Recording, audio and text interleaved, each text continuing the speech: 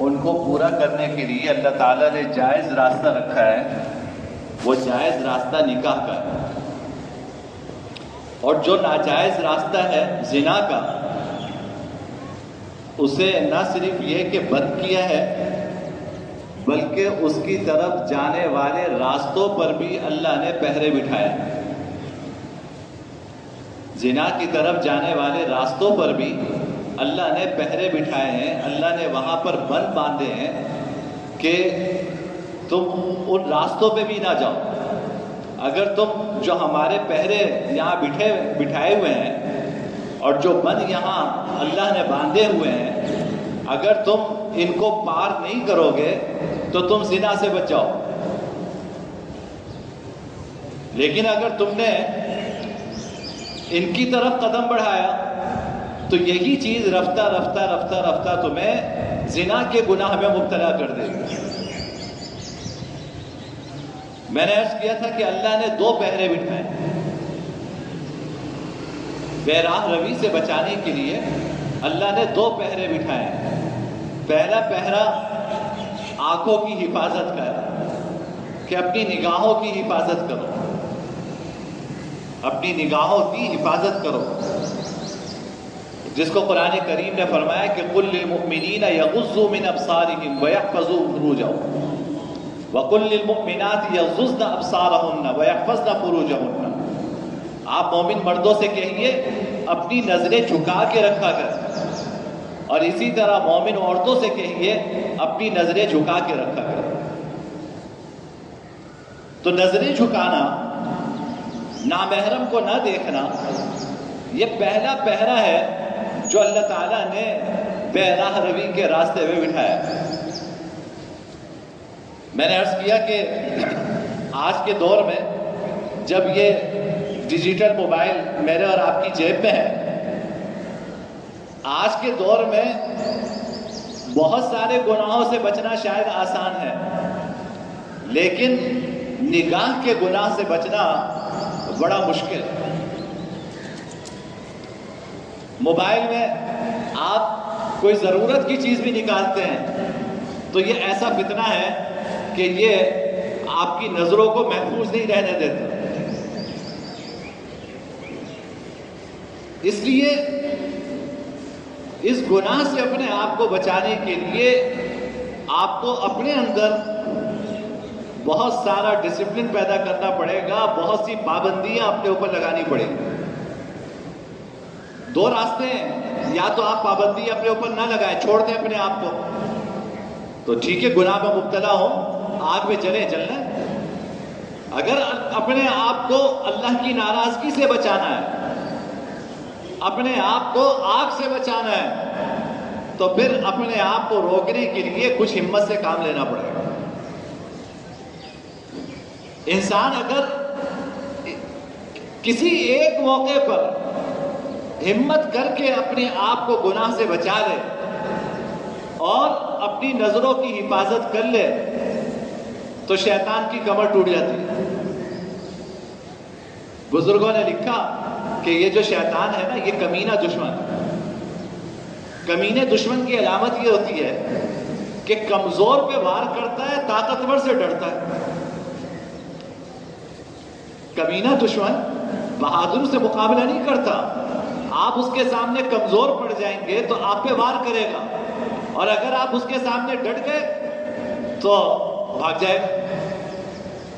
تو علماء نے لکھا کہ یہ شیطان کمینہ دشمن ہے۔ اگر آپ نے اس کے ہر وسوسے کے سامنے ہتھیار ڈال دیے تو یہ ایسا وار کرے گا کہ آپ کو پچھاڑ کے رکھ دے گا، اس گناہ میں مبتلا کرے گا، اس سے دوسرے میں مبتلا کرے گا، دوسرے سے تیسرے میں مبتلا کرے گا، آپ کو گناہوں میں پھنساتا جائے گا۔ اور اگر آپ نے پہلے مرحلے میں ہمت کی اور اس کے سامنے ڈٹ گئے اور کہا کہ نہیں، میں یہ گناہ نہیں کروں گا، میرے اللہ اس سے ناراض ہوں گے، تو اللہ کا خوف اپنے دل میں بٹھا کر، اللہ کی عظمت اپنی نظروں کے سامنے لا کر آپ نے نظریں جھکا لی، تو یہ پھر وار کرنے سے پہلے 10 مرتبہ سوچے. پھر یہ وار کرنے سے پہلے 10 مرتبہ سوچے. تو سارا مسئلہ ہے ہماری ہمت کا. بھائی کتنے لوگ یورپ میں رہ کے بھی اپنا ایمان بچاتے ہیں نا, وہاں رہ کر بھی اپنی نظروں کی حفاظت کرتے ہیں. آپ تو ایک مسلمان ملک میں رہتے ہیں جہاں کسی حد تک اتنی اوریانی نہیں ہے جتنی اوریانی یورپ میں ہے.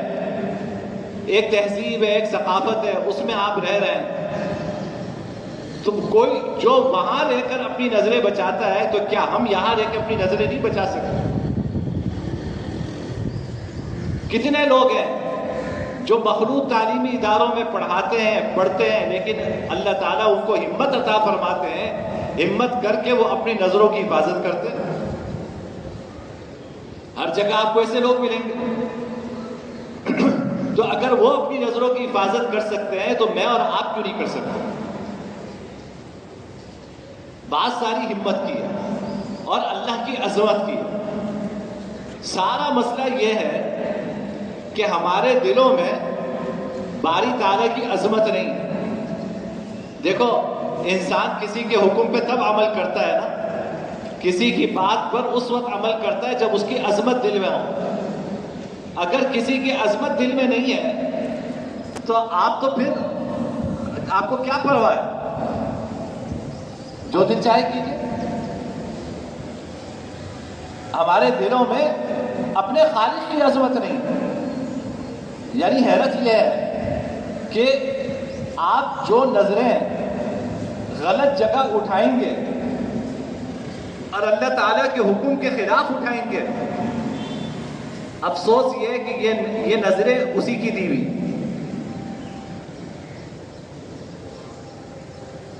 ایک شخص کے آپ پر احسانات نہیں ہیں, اس کا آپ سے کوئی تعلق نہیں ہے, وہ آپ سے کوئی بات کہے, آپ اس کو ٹال دیں, وہ بات نہ کریں, یہ اتنی بڑی بات نہیں ہے.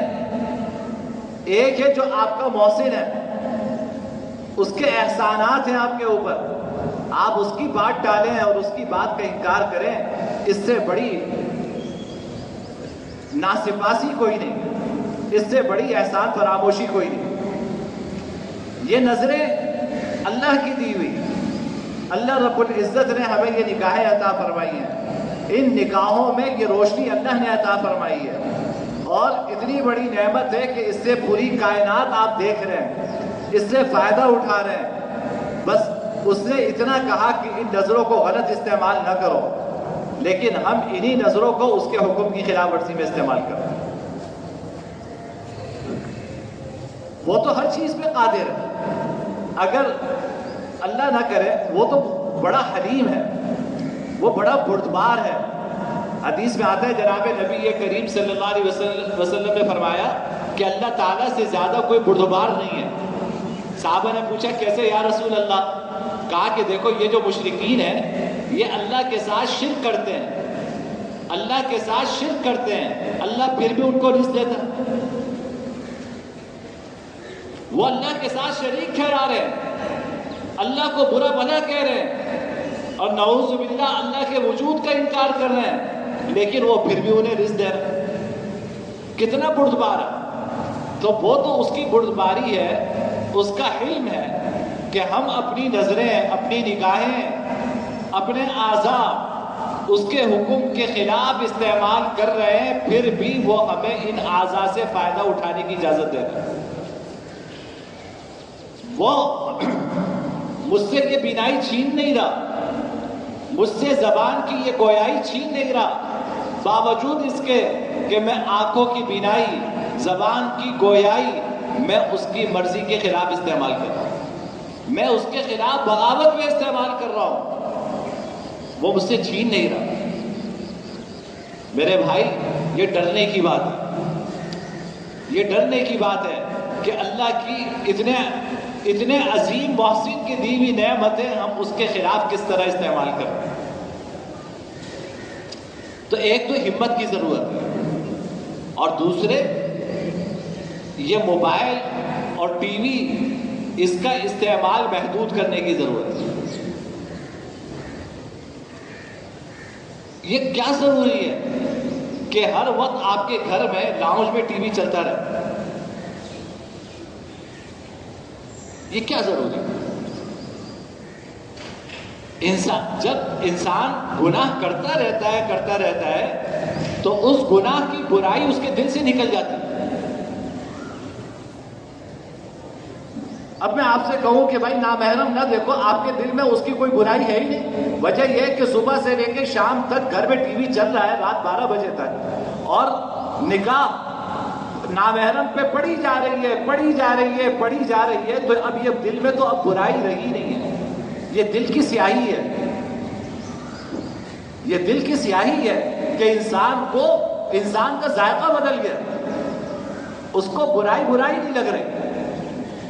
بھائی دیکھیں حدیث نے فرمایا مومن کی علامت کیا ہے؟ اذا ساءت کا سیئۃ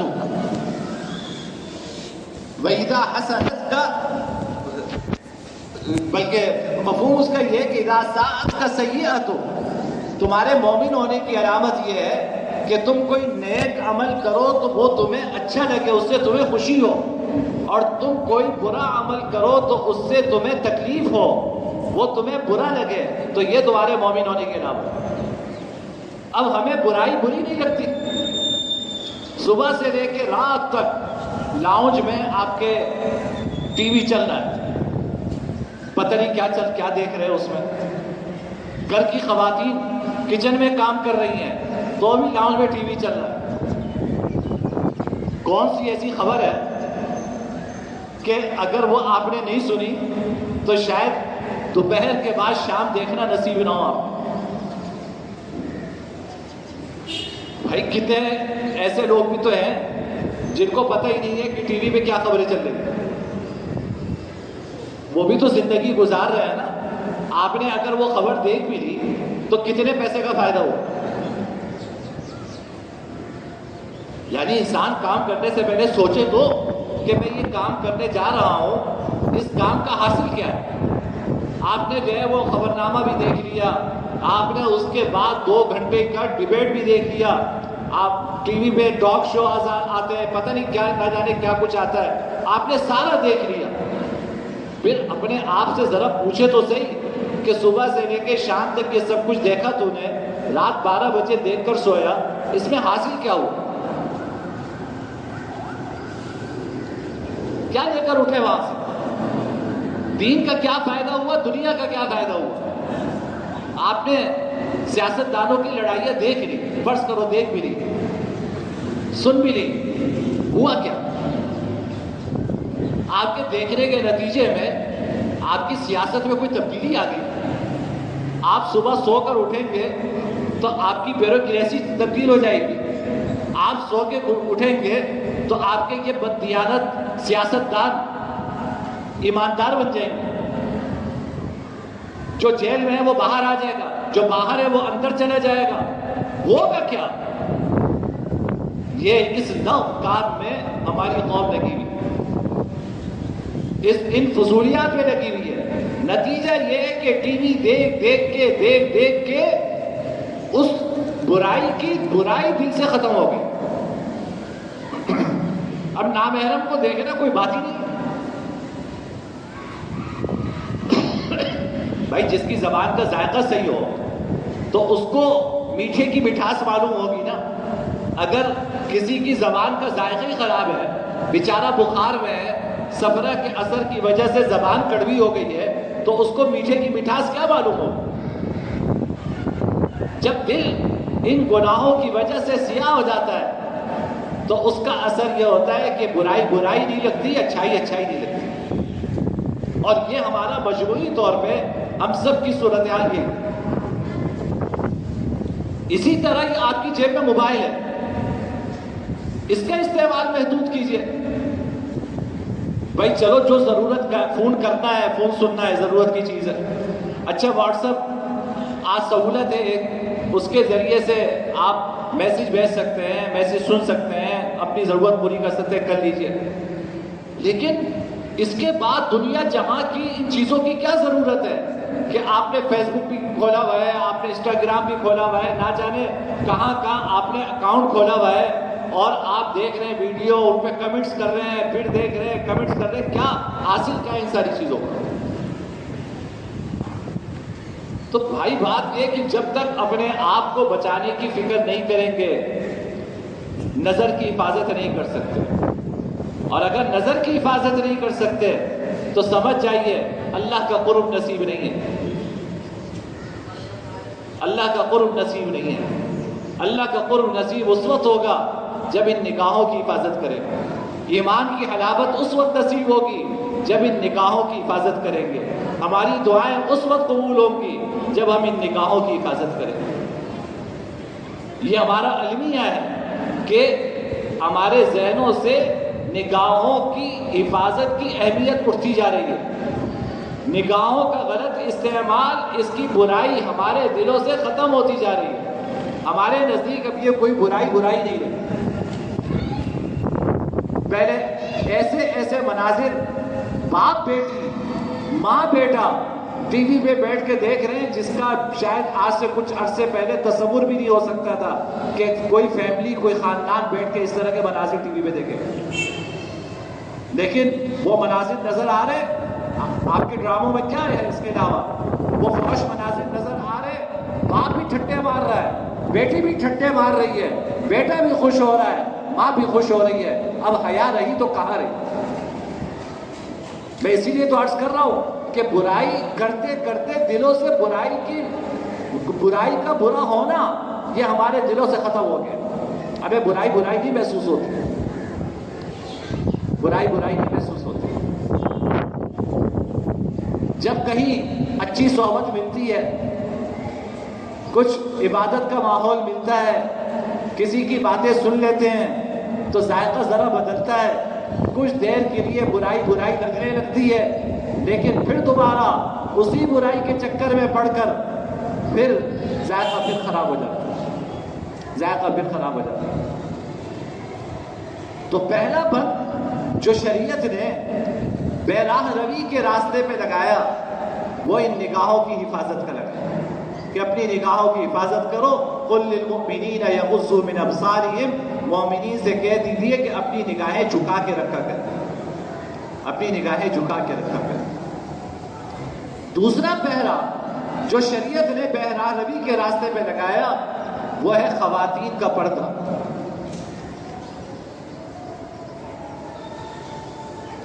قرآن کریم میں خواتین کو سب سے پہلے تو حکم یہ دیا گیا کہ وہ گھروں پہ رہیں۔ 22ویں پارے کی شروع کی آیت ہے وَقَرْنَ فِي بُيُوتِكُنَّ وَلَا تَبَرَّجْنَ تَبَرُّجَ الْجَاهِلِيَّةِ الْأُولَىٰ۔ یہ خطاب ہے جناب نبی کریم سرور دو عالم صلی اللہ علیہ وسلم کی ازواج مطہرات سے، ہماری ماں سے خطاب ہے، ان سے کہا جا رہا ہے کہ تم اپنے گھروں میں رہو اور جاہلیت کے زمانے کی طرح بناؤ سنگھار کر کے باہر نہ نکلو،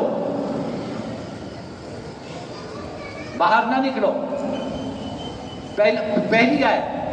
دوسری آیت اسی سورہ احزاب میں چوتھے رکوع میں کہ اگر نکلنے کی ضرورت پیش آئے تو قرآن نے اس کا طریقہ بھی بتایا، یا ایھا النبی قل لازواجک وبناتک ونساء المؤمنین یدنین علیہن من جلابیبہن۔ اے نبی، آپ اپنی بیویوں سے، اپنی بیٹیوں سے اور مسلمان خواتین سے یہ کہہ دیجئے کہ جب وہ گھر سے نکلیں تو اپنا جلباب اپنے چہروں پہ جھکا لیا کر۔ جلباب کیا؟ جو ہمارے آج برقع پہنا جاتا ہے نا، پہلے زمانے میں بڑی چادر ہوتی تھی جو خواتین اب اوڑھ کر اپنے آپ کو چھپاتی تھی باہر نکلتے ہو، آج بھی بہت سارے علاقوں میں رائج ہے۔ تو بڑی سی چادر جو اپنے آپ کو چھپانے کے لیے استعمال کی جاتی ہے اس کو کہتے ہیں جلباب۔ قرآن کیا کہہ رہا ہے؟ یدنین علیہن من جلابیبہن، جو جلباب پہنی ہوئی ہیں اپنے آپ کو چھپانے کے لیے اس کا آگے کا حصہ اپنے چہروں پہ جھکا لیں۔ اگر باہر نکلنا ہے تو اس طرح خواتین باہر نکلیں۔ ہمارے اب یہ قرآن کی آیت میں نے پڑھی، میں بھی کوئی حدیث نہیں لے کر آیا آپ کے سامنے، قرآن تو مانتے ہو نا میرے بھائی؟ میں نے ایک صاحب سے مجھ سے کہنے لگے قرآن میں کہاں ہے پڑھتا؟ میں نے جب یہ آیتیں پڑھی کہنے لگے کہ اس کا ترجمہ جو آپ کر رہے ہیں کیا پتہ کہ یہ صحیح ہے یا غلط ہے؟ تو میں نے کہا کہ اگر غلط ہے تو آپ تصحیح فرما دیجئے کہ میں اگر ترجمہ صحیح نہیں کر رہا، آپ عربی نہیں سمجھتے تو آپ فرما دیجئے، آپ کو نہیں آتی تو میری عربی مان لیجئے۔ اب اس میں شبہ کہ مولوی نے ترجمہ کیا تو پتہ نہیں وہ بھی صحیح کیا ہے یا اپنے مطلب کا کیا، تو بھائی تم کر لو۔ میں حدیثیں تو ذکر ہی نہیں کر رہا، میں قرآن کی آیات پڑھ رہا ہوں آپ کے سامنے، جس سے شریعت کا مزاج معلوم ہوتا ہے کہ خواتین کے لیے اصل حکم یہ ہے کہ وہ گھروں میں رہیں، اگر ضرورت کی وجہ سے گھر سے باہر نکلے تو پردے کے اہتمام کے ساتھ نکلے۔ اب آپ بتائیے یہ کہاں گیا پردہ؟ یہ کہاں گیا پردہ؟ آج پورا زور اس بات پر ہے، میرا خیال ہے کہ ہماری حکومت نے اور جو ہمارے عالمی مالیاتی ادارے ہیں، جو ہمارے آقا ہیں، ہم جن کے غلام ہیں، انہوں نے پاکستان کے سارے مردوں کو نوکریاں دے دی ہیں، سارے مردوں کو نوکریاں مل گئی ہیں، کوئی بے روزگار نہیں ہے۔ اب رہ گئی ہیں خواتین، ان کی نوکری اور ان کے روزگار کے لیے وہ پریشان ہیں، اور انہوں نے یہ ہدف دیا ہوا ہے آپ کو کہ آپ کی پاپولیشن میں کہیں بھی، آپ کی کسی کارخانے میں، آپ کے بینک میں، آپ کے جتنے ادارے ہیں، کم سے کم 30% خواتین آپ کو پورا کرنا ضروری ہے، اور یہ ہدف بڑھتا جا رہا ہے۔ باقاعدہ اس کی مانیٹرنگ ہوتی ہے ہر مہینے کہ تمہارے یہاں خواتین کتنے کام کر رہی ہیں۔ آپ خود سوچئے، ہمارے یہاں کا مرد بے روزگار ہے، پولیس میں ایک کانسٹیبل کی بھرتی کا ایک اشتہار آتا ہے، ایم اے، ایم بی اے، پی ایچ ڈی کیے ہوئے 1000 لوگ اپنا سی وی لے کے لائن میں لگے ہوئے ہیں۔ ایک پولیس کے ایک سپاہی کی بھرتی کے لیے ایم اے بھی لائن میں لگا ہوا ہے، ایم بی اے بھی لائن میں لگا ہوا ہے، بی بی اے بھی لائن میں لگا ہوا ہے، بی کام والا بھی لائن میں لگا ہوا ہے۔ یہ ساری قوم بے روزگار ہے، ان کو فکر ان کے روزگار کی نہیں ہے، ان کو فکر یہ ہے کہ خواتین آپ کے یہاں ملازمت کر رہی ہیں یا نہیں کر رہی۔ پھر اور وجہ کیا ہے؟ وجہ یہ کہتے ہیں کہ جی آپ کی قوم کی آدھا حصہ خواتین پہ مشتمل ہے، اگر خواتین کام نہیں کریں گی تو تمہیں روزگار، تمہارا گھر کا گزارا کیسے ہو؟ تو میرے بھائی بات یہ ہے کہ شریعت نے گھر کا گزارا کرنے کی ذمہ داری مرد پہ ڈالی، عورت پہ نہیں ڈالی۔ یہ مغرب نے بیوقوف بنایا ہے خواتین کو، یہ مردوں نے اپنی ہوس پورا کرنے کے لیے ان خواتین کو دھوکہ دے کے گھروں سے باہر نکالا۔ جناب نبی کریم صلی اللہ علیہ وسلم نے اپنی صاحبزادی حضرت فاطمہ کا نکاح حضرت علی سے فرمایا تو دونوں کا ہاتھ پکڑا، فرمایا کہ بیٹا علی دیکھو، باہر کے جتنے کام ہیں، محنت کرنا، مزدوری کرنا، کام کاج کرنا، یہ تمہاری ذمہ داری ہے۔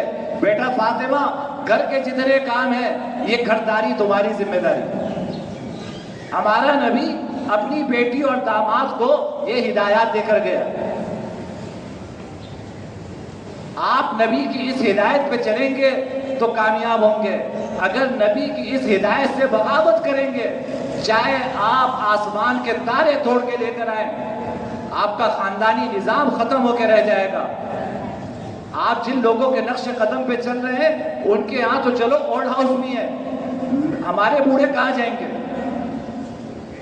ان کے ہاں چائلڈ کیئر بھی ہے، اگر خاتون گھر سے باہر کام کرنے جا رہی ہے تو بچہ چائلڈ کیئر میں چھوڑ کے جا رہی ہے، آپ کے یہاں وہ بچہ کہاں جائے گا؟ اپنا تصور کرو، مستقبل کا تصور کر کے روح کانپ جاتی ہے کہ جس رخ پر ہمارا معاشرہ جا رہا ہے، جس طرح خواتین کو گھر سے باہر نکالا جا رہا ہے، یہ بچے کہاں جائیں گے؟ نتیجہ یہ ہوگا کہ خاتون ملازمت کرے گی، مرد گھر پہ بچے پالے گا، یہی ہوگا اور کیا ہوگا۔ وہ باہر جا کے کام کرے گی، آپ گھر میں بچے پالیں گے، وہ باہر جا کے کام کرے گی، آپ کھانا پکائیں گے، وہ باہر جا کے کام کرے گی، آپ صفائیاں کریں گے۔ اللہ تعالیٰ ہم سب کی حفاظت فرمائے۔ تو میرے بھائی، نظروں کی حفاظت کے لیے، بے راہ روی سے حفاظت کے لیے شریعت نے 2 بند رکھے ہیں۔ ایک یہ اپنے نکاحوں کی حفاظت کرو، اور دوسرا یہ کہ خواتین پردے کا اہتمام کریں۔ ان دو باتوں کو پورا کریں گے اللہ بہرا روی سے حفاظت فرمائے۔ اللہ تعالیٰ ہم سب کی حفاظت فرمائے۔